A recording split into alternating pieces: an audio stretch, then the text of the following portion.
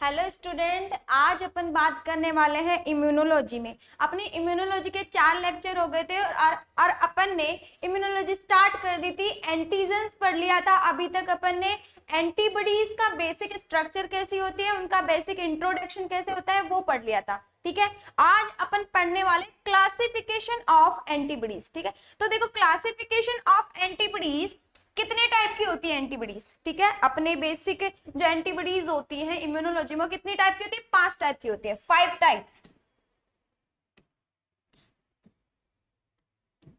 5 types में कौन कौन सी होती है? आईजीजी, आईजीए,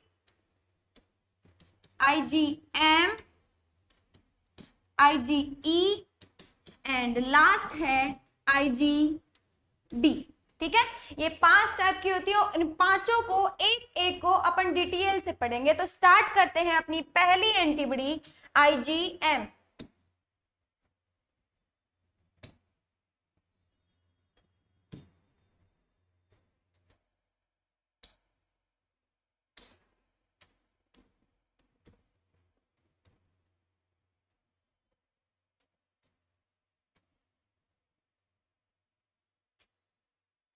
ठीक है, स्टार्ट करते हैं अपनी आईजीएम एंटीबॉडी। देखो मैं अभी रफली बताऊंगी सारी एंटीबॉडीज को, फिर अपनी थ्योरेटिकल पार्ट एक साथ देख लेंगे अपन। ठीक है, देखो आईजीएम एंटीबॉडी क्या होती है? अपने सीरम में एंटीबॉडीज हमेशा कहां प्रेजेंट होती है?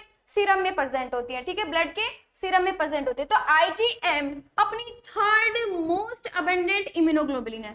थर्ड मोस्ट अबंडेंट इम्यूनोग्लोबुलिन है। ठीक है, मतलब तीसरे नंबर पे आती है, जो अपने टोटल सीरम में तीसरे नंबर पे आती है अपनी थर्ड वाली इम्यूनोग्लोबुलिन। ठीक है, अब देखो यहाँ पे बात करी जाए कि ये प्रेजेंट कहाँ होती है। ठीक है, तो जनरली कहाँ प्रेजेंट होती है? अपनी ब्लड में, जनरली फाउंड इन ब्लड। अब देखो ब्लड में भी कहाँ पे? सीरम में प्रेजेंट होती है, तो सबको पता है। ठीक है, अब देखो जो सीरम आईजीएम होती है, जो सीरम आईजीएम होती है वो कैसी उसमें प्रेजेंट होती है, कैसी फॉर्म में प्रेजेंट होती है? तो अपनी पेंटामर फॉर्म में प्रेजेंट होती है। कैसी फॉर्म में?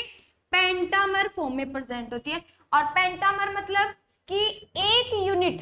ठीक है, ऐसी 5 यूनिट मिलके क्या बनाती है? पेंटामर फॉर्म बनाती है। मैंने एक चीज बताई थी तुम लोगों को कि याद रखना, जो अपनी प्लाज्मा सेल एंटीबॉडीज बनाती है, ये प्लाज्मा सेल है।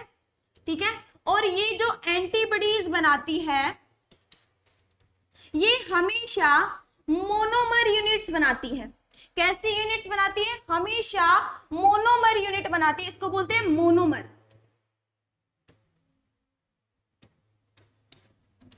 ठीक है, मोनोमर मींस कि एक यूनिट है। अभी ये कैसा है? 2 एंटीजन को बाइंड कर सकती है। अपन ने बोला पेंटामर, सीरम में कैसे प्रेजेंट होती है? पेंटामर।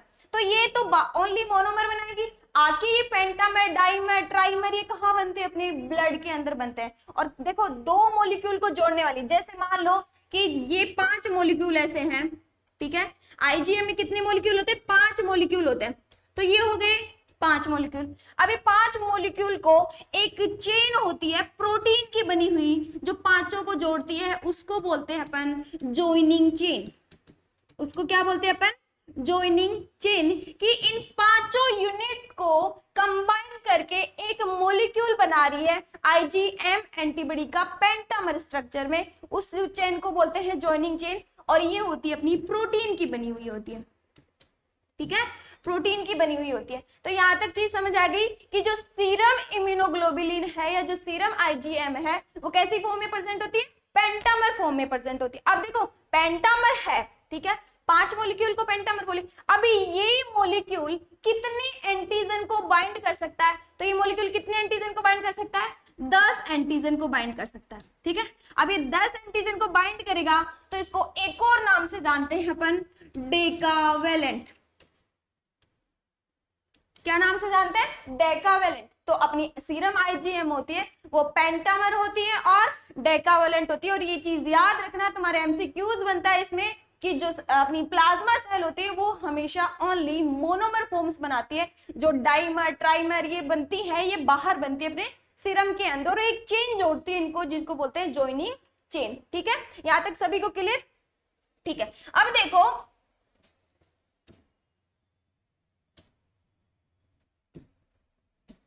अपनी जो आईजीएम है सीरम में प्रेजेंट है पेंटामर स्ट्रक्चर में, लेकिन आईजीएम बी सेल सब जानते हो, जैसे टी सेल होती है, बी सेल होती है, यानी बी लिम्फोसाइट सेल होती है, उनके ऊपर भी प्रेजेंट होती है। ठीक है, जैसे कि ये अपनी है बी सेल। ठीक है, ये बी सेल है। तो आईजीएम बी सेल की सरफेस के ऊपर एक्सप्रेस होती है। ठीक है, जैसे कि मान लो यहाँ पे ये क्या है, बी सेल है, और यहाँ पे आईजीएम एंटीबॉडी बनती है। मैंने वाई शेप की बनाती हूँ क्योंकि मैंने जब स्ट्रक्चर बनाई थी तो बताया था कि एंटीबॉडी वाई शेप की होती है। ठीक है, तो ये क्या प्रेजेंट है अपनी आईजीएम।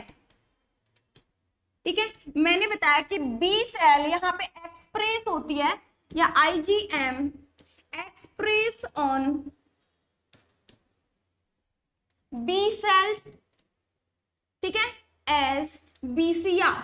ठीक है, याद रखना कि ये जो आईजीएम बी सेल के ऊपर प्रेजेंट होती है इसी को बोलते हैं बी सेल रिसेप्टर।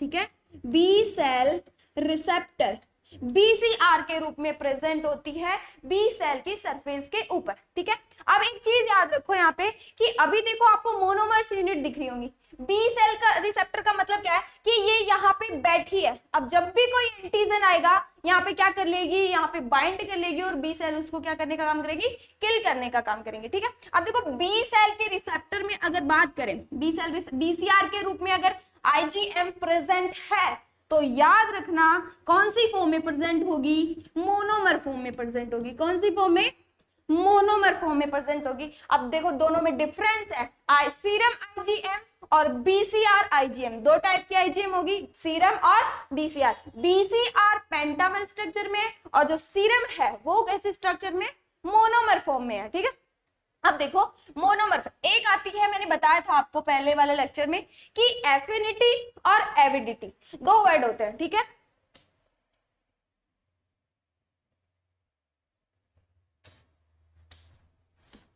ठीक है, एफिनिटी और एविडिटी, ठीक है, दो वर्ड होते हैं। इनका मतलब क्या होता है, एफिनिटी का मतलब है कि जैसे ये माइक्रोब है और मैंने बताया था कि माइक्रोब के ऊपर बहुत सारी ऐसी साइट प्रेजेंट है, माइक्रोब को बोल सकते हैं पैथोजन, जो अपने अंदर जाके इंफेक्शियस डिजीज कॉज करते हैं। ठीक है, उनको बोलते हैं पैथोजन। मैंने बताया था कि इस माइक्रोब के ऊपर बहुत सारी साइट्स प्रेजेंट होते हैं जो क्या कर सकते हैं, अपने अंदर अलग अलग एंटीबॉडी प्रोड्यूस करवाने में क्या है, कैपेबल है। ठीक है, तो देखो एक एंटीबॉडी के द्वारा, याद रखना एंटीबॉडी के द्वारा एक एपिटोप को, ये जो एक एपिटोप है उसको बाइंड करने के लिए कितना फोर्स लगाना पड़ेगा, उसको क्या बोलते हैं यहाँ पे, एफिनिटी। क्या बोलते हैं इस वर्ड को, एफिनिटी। ठीक है, और एविडिटी का मतलब है कि जितनी भी एंटीबॉडी इन एपिटोप्स को बाइंड करेंगी। ठीक है, जैसे मान लो मैं यहाँ पे नाम दे देती हूँ ए, बी, सी और डी। ठीक है, मान लो कि 4 टाइप की एंटीबॉडी सारे एपिटोप को बाइंड करिए, तो यहाँ पे मैंने बताया कि एक एपिटोप को बाइंड करने के लिए कितना फोर्स लगाना पड़ेगा, उसको बोलते हैं एफिनिटी। ठीक है, यहाँ पे है कि A plus B plus C plus D, इन चारों को कितना फोर्स लगाना पड़ेगा, पूरे जो भी अपने एपिटोप्स या जो माइक्रोब्स की साइट प्रेजेंट है उनको बाइंड करने के लिए, उसको बोलते हैं अपन एविडिटी। ठीक है, मतलब कुल मिला के बात यह है कि एंटीबॉडी कितने फोर्स से एपिटोप्स को बाइंड करती है, उस चीज को बोलते हैं अपन एविडिटी और एफिनिटी। अब यहाँ पे बात करते हैं अपन कि सीरम, अपन बात करें कि सीरम आईजीएम दो फॉर्म में प्रेजेंट है, एक सीरम में और एक है बीसीआर आईजीएम। यहाँ पे बी सेल रिसेप्टर इसलिए बोला क्योंकि ये आने वाले एंटीजन के लिए रिसेप्टर का काम करती है। एंटीजन आएंगे और बी सेल के ऊपर आईजीएम को देखे वहां पे क्या होंगे, बाइंड होंगे, ठीक है। आईजीएम उनको क्या करेगी, बाइंड होगी, इसलिए बोला बी सेल रिसेप्टर्स, ठीक है। अब देखो दो फॉर्म है, अब मैं पूछूं कि यहाँ पे एविडिटी या एफिनिटी किसकी ज्यादा होगी, तो बताओ किसकी ज्यादा होगी, यहाँ पे एफिनिटी एविडिटी किसकी ज्यादा होगी, आईजीएम की, ठीक है। क्यों होगी, क्योंकि ये कैसे स्ट्रक्चर में है, पेंटामर, कैसे स्ट्रक्चर में है, पेंटामर, और ये कौन सी उस फॉर्म में प्रेजेंट है, मोनोमर फॉर्म में प्रेजेंट है।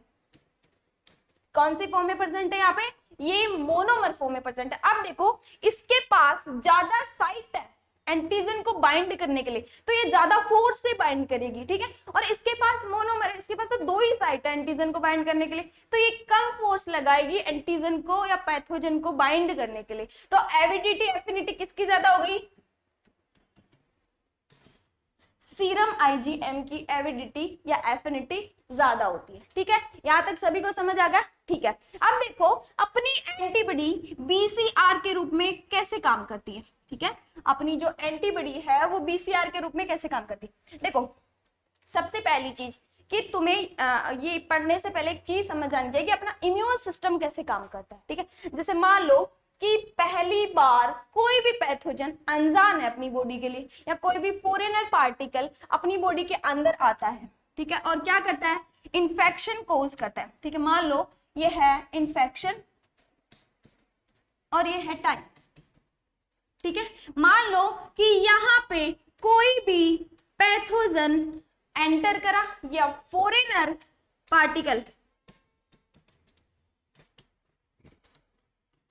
पहली बार आता है, ठीक है, सबसे पहली बार आता है, तो पहले तो बॉडी उसको रिकॉग्नाइज करती है। ऐसा नहीं है कि कोई भी पैथोजन आया और बॉडी ने एंटीबॉडी बनाना स्टार्ट कर दिया, ऐसा नहीं होता है। पहले क्या करेगी बॉडी, उसको धीरे धीरे रिकॉग्नाइज करेगी कि हाँ ये पार्टिकल बाहर से आया है, ठीक है। फिर रिकॉग्नाइज करेगी, मतलब कि इन्फेक्शन टाइम क्या होगा, टाइम तो बढ़ेगा, ठीक है, लेकिन इन्फेक्शन क्या है, अभी स्टेबल है। अभी यहाँ पे क्या करी इन्होंने,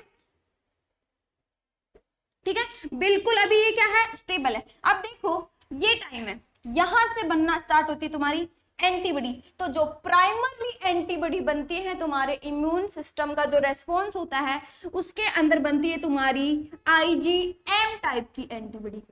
कौन से टाइप की एंटीबॉडी, आईजीएम टाइप की एंटीबॉडी बनती है, ठीक है। अब देखो यहाँ पे ये जो पीरियड था, ठीक है, यहाँ पे कोई रेस्पॉन्स नहीं हुआ, सिर्फ यहाँ पे रिकॉग्नाइजेशन हुआ है। यहाँ पे क्या हुआ है, रिकॉग्नाइजेशन, कि एक फॉरेनर पार्टिकल को पहचाना गया है यहाँ पे अपने इम्यून सिस्टम के द्वारा, और उसके बाद में एंटीबॉडी प्रोड्यूस होना स्टार्ट हुई है। तो इस वाले पीरियड को बोलते हैं लेटेंट पीरियड, इस वाले पीरियड को बोलते हैं लेटेंट पीरियड। याद रखना कि एंटीबॉडी जो इम्यून सिस्टम है किसी भी फॉरेनर पार्टिकल को जब रिकॉग्नाइज करता है तो उस पीरियड को बोलते हैं अपन लेटेंट पीरियड। यहां से स्टार्ट हुई तुम्हारी एंटीबॉडी आईजीएम बनना, ठीक है। जैसे आईजीएम बनी और बनने के बाद में वापस कहां आ गई, नीचे आ गई।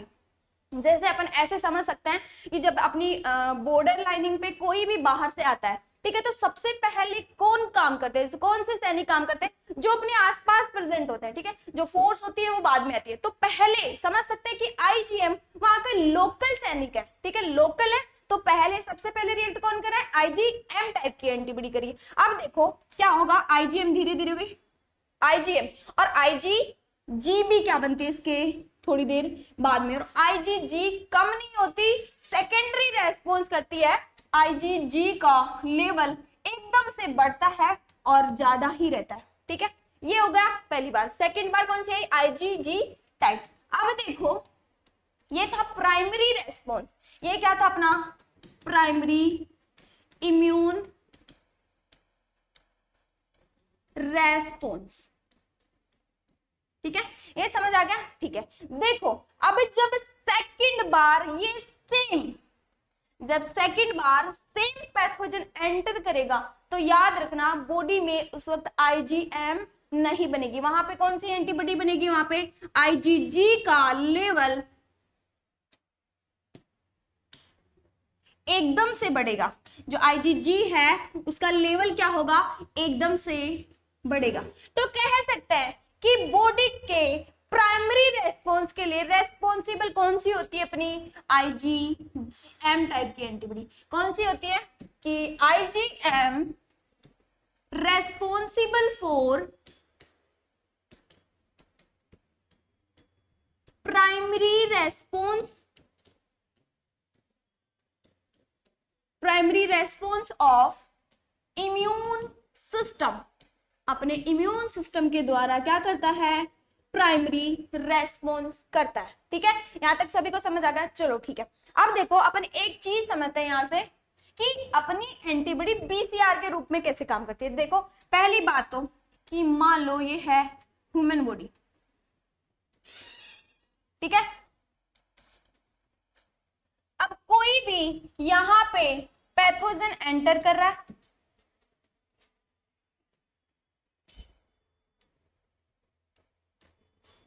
ठीक है, ये है पैथोजन, ठीक है। यहां से क्या कर रहा है, बॉडी के अंदर एंटर कर रहा है, ठीक है। अब देखो यहां जब एंटर करेगा तो इसको सबसे पहले क्या मिलेगी, यहाँ पे क्या मिलेगी, यहाँ पे म्यूकस मेम्ब्रेन। सबको पता है जब भी यहाँ पे एंटर करेगा यहाँ पे क्या प्रेजेंट है, अपनी म्यूकस मेम्ब्रेन, ठीक है। और म्यूकस मेम्ब्रेन के बाद में यहाँ पे क्या प्रेजेंट है, अपनी ब्लड वेसल्स। यहाँ पे क्या प्रेजेंट है, ब्लड वेसल्स, ठीक है। अब देखो जब भी एंटर करेगा सबसे पहले यहाँ आके चिपका, क्योंकि म्यूकस मेम्ब्रेन लुब्रिकेंट होती है, ठीक है, चिपचिपी होती है, तो यहाँ आके चिपक गया। अब यहाँ पे आने के बाद ऐसा ही नहीं बैठा रहेगा ये, ठीक है। यहाँ पे क्या स्टार्ट करेगा, धीरे धीरे म्यूकस मेम्ब्रेन को खाता खाता यहाँ पे इसको न्यूट्रिएंट्स मिलना स्टार्ट होंगे और क्या करेगा, यहाँ पे मल्टीप्लीकेशन करेगा। क्या करेगा, यहाँ पे मल्टीप्लीकेशन का मतलब है कि अपनी काउंटिंग को क्या करेगा, बढ़ाएगा। काउंटिंग क्या करेगा, यहाँ पे बढ़ाएगा, ठीक है। यहाँ पे क्या करेगा, काउंटिंग को बढ़ाएगा। अब देखो काउंटिंग जब बढ़ाया ये तो धीरे धीरे क्या होगा, यहाँ से खाते हुए कहाँ जाएगा, ये अपने ब्लड के अंदर, ठीक है। कहाँ जाएगा, अपने ब्लड के अंदर।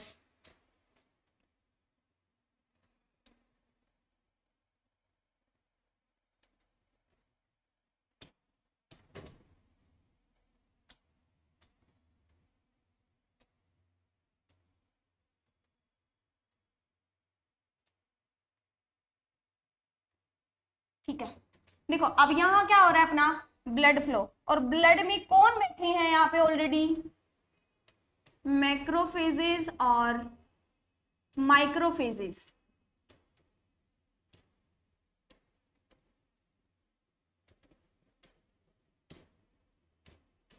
ठीक है। देखो क्या होगा, जब भी यहाँ एंटर करेगा, ब्लड वेसल्स में एंटर करा मतलब क्या करेगा, इन्फ्लामेशन करेगा, और इन्फ्लामेशन से क्या होगी, अपनी जो ब्लड वेसल्स है वो वेसो डायलेट करती है, ठीक है। यहाँ पे डायलेशन हो गया। अब तुम लोगों ने देखा होगा जब अपने खेतों में धोरे होते हैं, ठीक है, जब अपन उसको चौड़ा करते हैं तो जो झाग झाग होते हैं वो क्या होते हैं, यहाँ पे चौड़ा करा वहां पे क्या हो जाते हैं, जमा हो जाते हैं। ऐसे ही यहाँ पे होता है सेम टू सेम कि जब भी अपनी ब्लड वेसल्स वेसो डायलेट करेंगी तो यहाँ पे अपनी मैक्रोफेजेस और माइक्रोफेजेस क्या हो जाएंगी, ये है अपनी मैक्रोफेज और माइक्रोफेजेस आके इकट्ठा हो जाएंगी, ठीक है। मैक्रोफेजेस और माइक्रोफेजेस आके यहाँ पे क्या हो जाएंगी, इकट्ठा हो जाएगी। बताओ मैक्रोफेज कौन सी होती है, अपनी कौन सी होती है, मैक्रोफेजेस है ना, और माइक्रोफेजेस तो होती है अपनी न्यूट्रोफिल्स, और मैक्रोफेजेस होती है अपनी मोनोसाइट। मोनोसाइट बड़ी होती है, लार्जेस्ट होती है, तो होते हैं मैक्रोफेजेस, ये होती है माइक्रोफेजेस, ठीक है। ये दोनों आके काम करेंगे। अब देखो यहाँ पे ये बैठी है तो यहाँ पे ये क्या करेंगी, इसको एंगल्फ का काम करेंगी। क्या करेंगे इसको, ठीक है। अपन यहाँ पे जूम करके देख लेते हैं कि यहाँ पे क्या होगा। मान लो कि ये है अपनी कोई भी मैक्रोफेजेस है, ठीक है, यहाँ पे मैक्रोफेज है, ठीक है। अब देखो यहाँ पे कोई भी एंटीजन जब आया या कोई भी माइक्रोब जब आया तो ये क्या करेगी, वैक्यूल बनाती है, ठीक है। यहाँ पे क्या बनाना स्टार्ट करती है, यहाँ पे वैक्यूल बोलते हैं जिसको ठीक है। वैक्यूल को तुम लाइसोसोम भी कह सकते हो, ठीक है। यहाँ पे क्या करेगी वैक्यूल, जैसे ही इसको कुछ पैथोजन दिखा, ये क्या करेगी उसको अंदर ले। मैक्रोफेजेस को याद रखो, तुम्हें क्या और बोल सकते हैं इसको, फैगोसाइटिक सेल भी कहते हैं, मैक्रोफेजेस को फैगोसाइटिक। तो वो क्या करेगी इसको एंगल्फ कर लेगी, निगलने का काम करेगी। तो ये क्या करेगी वैक्यूल बनाएगी और ये क्या कर लेगी इसको अंदर ले लेगी, ठीक है। और वैक्यूल को अपने साथ ही क्या ले जाएगी, अंदर ले जाएगी। अंदर क्या बन गई, नई वैक्यूल बन गई। अंदर क्या बन गई वैक्यूल, ठीक है। देखो ये जो वैक्यूल है इसको अपन लाइसोसोम भी कहते हैं, ठीक है, लाइसोसोम भी कहते हैं। यहाँ पे वैक्यूल बनाती है ये। अब देखो यहाँ पे ये लाइसोसोम, लाइसोसोम क्या करती है, जब नॉर्मल सेल पढ़ा होगा तो तुम्हें सारे फंक्शन पढ़े होंगे कि लाइसोसोम क्या होती है और लाइसोसोम क्या करती है। तो याद रखना लाइसोसोम यहाँ पे लाइसोजाइम एंजाइम्स सीक्रेट करती है, ठीक है। यहाँ पे क्या करेगी लाइसोजाइम एंजाइम्स सीक्रेट करेगी। अब देखो ये सेल अंदर ले गई सारे बैक्टीरिया को, और यहां से क्या सीक्रेट हो रहे हैं लाइसोजाइम एंजाइम्स, लाइसोजाइम एंजाइम। और लाइसोजाइम एंजाइम्स क्या करते हैं, ठीक है। यहाँ पे जूम करके दिखाती हूँ कि मान लो ये है एक बैक्टीरिया। अब लाइसोजाइम एंजाइम्स इसकी क्या करेंगे, मेम्ब्रेन को ब्रेक करने का काम करेंगे, मेम्ब्रेन को क्या करेंगे ब्रेक करने का काम करेंगे। लेकिन अब देखो याद रखना इसके ऊपर बहुत सारी साइट्स भी प्रेजेंट होती है, जो मैंने पहले पढ़ा दिया कि बहुत सारी साइट्स प्रेजेंट होती है जिनको बोलते हैं एपिटोप्स, ठीक है, जो क्या होते हैं इम्यूनोजेनिक होते हैं। इम्यूनोजेनिक मतलब पहले बताया था जो एंटीबॉडी प्रोड्यूस करवाने में कैपेबल हो, ठीक है। अभी क्या हुआ कि लाइसोजाइम एंजाइम से इसके ऊपर अटैक करा तो इसकी मेम्ब्रेन ब्रेक होना स्टार्ट होगी। जब मेम्ब्रेन ब्रेक होना स्टार्ट हो गई तो इसके फ्लूइड्स क्या होंगे बाहर निकलेंगे, ठीक है। यहाँ पे फ्लूइड क्या होंगे या सबस्टांस बाहर निकलेंगे और मेटाबॉलिक एक्टिविटीज क्या हो जाएंगी यहाँ पे रुक जाएंगी। मेटाबॉलिक एक्टिविटीज क्या हो जाएंगी यहाँ पे रुक जाएंगे। देखो मतलब मैक्रोफेजेस ने आधा काम तो कर दिया तुम्हारा, क्या करा उसने कि बैक्टीरिया को सरफेस को किल करके क्या कर दिया, सिर्फ उसको तो किल कर दिया, बच्चे क्या यहाँ पे लिख सकते हैं अपन कि यहाँ पे ऑलरेडी ओनली क्या बचे यहाँ पे अपने एपिटोप्स बचे, ठीक है। मतलब मैक्रोफेजेस ने इतना काम कर दिया, ये आ जाएंगे अपने बाहर और ये प्रोसेस अपनी यहाँ हो रही है, ठीक है। याद रखना ये प्रोसेस क्या हो रही है यहाँ पे हो रही है। तो यहाँ पे क्या होंगे ये सारे ब्लड के साथ में अपना जो ब्लड फ्लो हो रहा है नॉर्मली आएंगे। अब देखो यहाँ पे ऑलरेडी क्या बैठी यहाँ पे लिम्फ नोड है, ठीक है। यहाँ पे क्या है अपनी लिम्फ नोड्स के पास जाएंगे और लिम्फ नोड के पास दो टाइप की सेल होती है, एक होती है बी सेल और एक होती है टी सेल। और याद रखना कि ये जो बी सेल है, ठीक है, यहाँ पे कौन बैठा है अपनी IgM टाइप की एंटीबॉडी, मैंने बताया था BCR के रूप में यहाँ पे कौन बैठी है IgM टाइप की एंटीबॉडी बैठी है, ठीक है। तो ये जो एपिटोप्स आएंगे IgM टाइप की एंटीबॉडी क्या करेगी इनको सबको बाइंड कर लेगी, ठीक है। यहाँ पे सबको क्या कर लेगी बाइंड कर लेगी, क्योंकि एंटीजन की बाइंडिंग साइट यही होती है। यहाँ पे सबको बाइंड कर लिया और सारे एपिटोप को किल करने का काम कर दिया। मतलब एक माइक्रोब अभी क्या हो चुका है पूरा खत्म हो चुका है, ठीक है। तो अपनी IgM यहाँ पे BCR के रूप में प्रेजेंट है, तो BCR के रूप में ऐसे फंक्शन करती है, ठीक है। देखो सबसे पहले क्या हुआ कि एक पैथोजन आया और आने के बाद म्यूकस मेम्ब्रेन से क्या हुआ चिपक गया। म्यूकस मेम्ब्रेन अब ये चिपक गया यहाँ पे तो ऐसे ही नहीं बैठा रहेगा, ये क्या करेगा धीरे धीरे म्यूकस मेम्ब्रेन को यहाँ से खाता जाएगा और अपनी काउंटिंग बढ़ाएगा, ठीक है। काउंटिंग बढ़ाएगा, नेक्स्ट कहाँ जाएगा यहाँ पे अपनी ब्लड वेसल्स के अंदर जाएगा। ब्लड वेसल्स के अंदर क्या बैठी है अपनी रेड ब्लड सेल्स वगैरह बैठी है, तो ये धीरे धीरे रेड सेल्स को क्या करेगा खाना स्टार्ट करेगा, ठीक है। अब रेड सेल को खाना स्टार्ट करा मतलब इसने अपनी ब्लड वेसल में इन्फ्लामेशन कर दिया और इन्फ्लामेशन की कंडीशन में रेड सेल क्या हो जाएंगी डायलेट हो जाती है, ठीक है, वेजो डायलेट हो जाती है। अब देखो नॉर्मल ब्लड फ्लो रहा है, जैसे ही डायलेट हुई यहाँ पे मैक्रोफेजेस और माइक्रोफेजेस आके क्या होना स्टार्ट हो गई इकट्ठा होना स्टार्ट हो गई, ठीक है। अब यहाँ पे इकट्ठा मैक्रोफेजेस होती है अपनी मोनोसाइट्स और जो माइक्रोफेजेस होती है वो अपनी होती है न्यूट्रोफिल्स, ठीक है।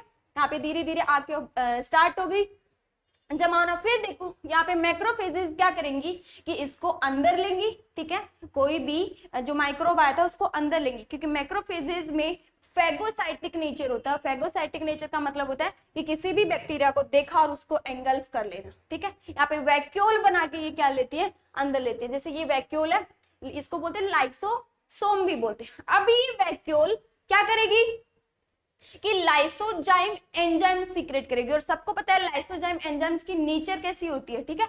तो यहाँ पे ये जो माइक्रोब है, इसकी ये जो सेल मेम्ब्रेन है, इसको धीरे धीरे ये क्या होगी, यहाँ पे ब्रेक होना स्टार्ट करेगी। लेकिन यहाँ पे देखो, अभी जो पैथोजन था, माइक्रोब था, वो जिंदा था, ठीक है, लेकिन इसने क्या करा, यहाँ पे ब्रेक करके इसके सबस्टेंस को बाहर निकाला और इसकी मेटाबॉलिक एक्टिविटीज को क्या कर दिया, स्टॉप कर दिया, ठीक है। स्टॉप करने के बाद में आधा, मतलब मैक्रोफेजेस ने, माइक्रोफेजेस ने यहाँ पे आधा काम कर दिया अपना, ठीक है।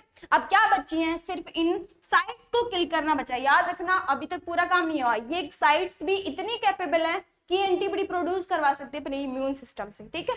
तो यहाँ पे क्या हुआ कि ये जो एपिटोप्स बचे यहाँ पे आए और यहाँ पे लिम्फ नोड्स में आ गए। लिम्फ नोड्स में बैठी अपनी बी सेल्स, और बी सेल के ऊपर ऑलरेडी बैठी अपनी बीसीआर। बीसीआर मतलब आईजीएम टाइप की एंटीबॉडी बैठी है, क्या, आईजीएम बीसीआर के रूप में बैठी है। तो सारे एपिटोप्स को ये क्या कर लेगी, बाइंड कर लेगी। ऐसा मैंने एक बताइए, बहुत सारे होते हैं, ठीक है, बहुत सारा ये सब बहुत से काउंटिंग करेगी तो हर एक माइक्रोब को किल करना पड़ेगा। तो ये क्या करा, ये ऐसे काम करती है अपनी बीसीआर, ठीक है। आई होप कि सबको ये समझ आ गया, यहाँ तक सबको समझ आ गया, ठीक है। नेक्स्ट पॉइंट देखते हैं अपन कि जो अपनी आईजीएम होती है, ठीक है, आईजीएम होती है, वो एक प्रोसेस करती है जिसको बोलते हैं एग्लूटिनेशन, ठीक है, जिसको बोलते हैं एग्लूटिनेशन, ठीक है। और एग्लूटिनेशन क्यों करती है, क्योंकि इसकी पेंटामर स्ट्रक्चर की वजह से। किसकी वजह से, ड्यू टू पेंटामर स्ट्रक्चर, ठीक है, पेंटामर स्ट्रक्चर। देखो जो अपना एग्लूटिनेशन होता है, और दो वर्ड होते हैं, प्रेसिपिटेशन और एग्लूटिनेशन, सबने सुने होंगे। एग्लूटिनेशन का मतलब होता है कि एंटीजन, ठीक है, यहाँ पे एंटीजन और यहाँ पे एंटीबॉडीज रिएक्ट करके क्या बनाएंगे, एंटीजन एंटीबॉडी कॉम्प्लेक्स।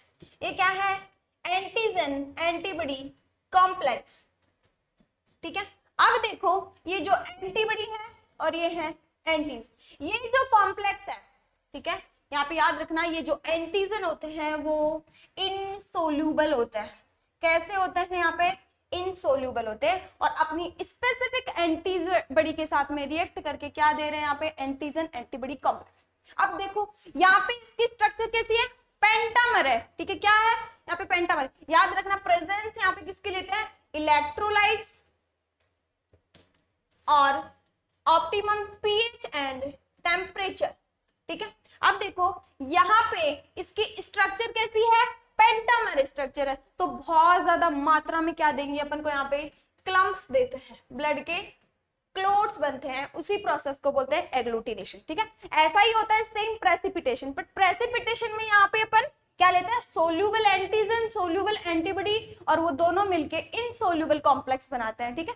तो ये है प्रेसिपिटेशन। तो तुमसे पूछे सॉरी एग्लूटिनेशन, कि एग्लूटिनेशन कौन सी एंटीबॉडी देती है, आईजीएम। क्यों देती है, क्योंकि उसकी स्ट्रक्चर पेंटामर होती है, ठीक है। और अगर पूछे कि प्रेसिपिटेशन कौन सी एंटीबॉडी देती है, तो प्रेसिपिटेशन कौन सी एंटीबॉडी देगी, तुम्हारी आईजी टाइप की एंटीबॉडी। और क्यों, क्योंकि इसकी फॉर्म मोनोमर प्रेजेंट होती है। जब आईजीजी पढ़ेंगे तब पढ़ेंगे, ठीक है।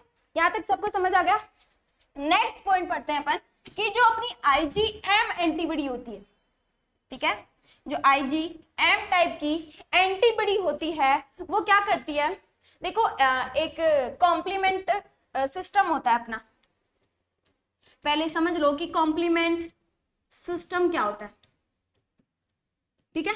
कॉम्प्लीमेंट सिस्टम होता है कि देखो अपने प्लाज्मा के अंदर कुछ कॉम्प्लीमेंट्स पड़े होते हैं, कॉम्प्लीमेंट्स प्रोटीन होते हैं, ठीक है। कॉम्प्लीमेंट्स पड़े हैं ऐसे। अभी ये क्या है, इनएक्टिव है, ठीक है, इनएक्टिव फॉर्म में। और याद रखना C1 से C20 तक होता है, ठीक है, C1 से C20 तक होता है।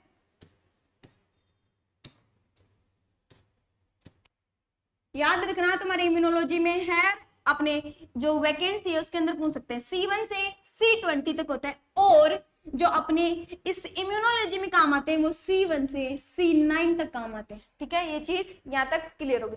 अब देखो कॉम्प्लीमेंट सिस्टम कैसे काम करता है। जैसे मान लो कि ये है माइक्रोब, ठीक है, और यहां से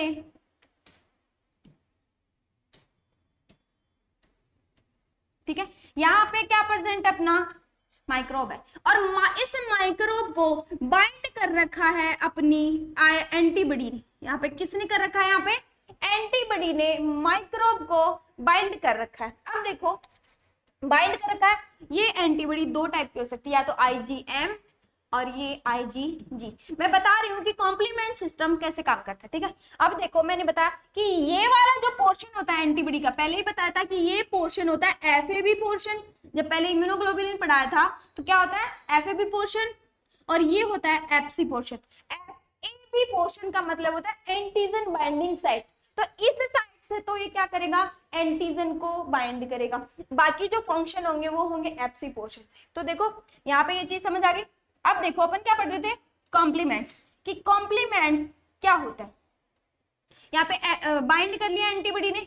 अब जैसे ही ये पैथोजन को बाइंड करा, यहां से ये टेल है और यहाँ से टेल हिलाना स्टार्ट करता है ये। ठीक है, ये जो एंटीबॉडी अपना FC पोर्शन हिलाना स्टार्ट करती है, और यहाँ से मैसेज जाता है अपने कॉम्प्लीमेंट्स को। यहाँ से क्या जाता है, मैसेज जाता है कॉम्प्लीमेंट्स को कि एक्टिव हो, मैंने माइक्रोब को बाइंड कर लिया है, तुम एक्टिव हो। अब जैसे ही ये क्या हुआ, मैसेज गया यहाँ से, ये कॉम्प्लीमेंट्स जो कॉम्प्लीमेंट्स प्रोटीन प्रेजेंट है यहाँ से एक्टिवेट होंगी।